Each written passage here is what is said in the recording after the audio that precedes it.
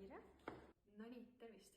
Alustame siis oma väikese unboxing sarjaga, ehk siis järgnevates videotes ma näitan, mis siis on tegelikult nendes karpides ka sees.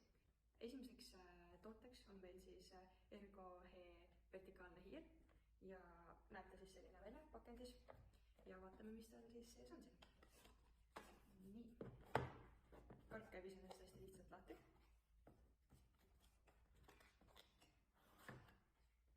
Ja alustuseks ongi siis siin sees 2 väikest infolehte, siis leiame me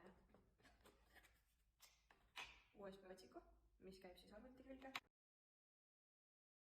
Võtamegi siit välja selle hiire, ehk siis näeb ta välja selline. See on siis L-suurus, neid on 3 erinevat suurust. Siin on meil M-suurus ja siin on S-suurus. Karbid näevad suhteliselt sarnased välja ja see on siis L-suurus. Neid samasuguseid hiiri on meil olemas ka vasakukäelistele, ehk siis see on siin M-suurus ja see on siis vasaku käe oma. Näeb täpselt samasugune välja, lihtsalt siis teisele käele.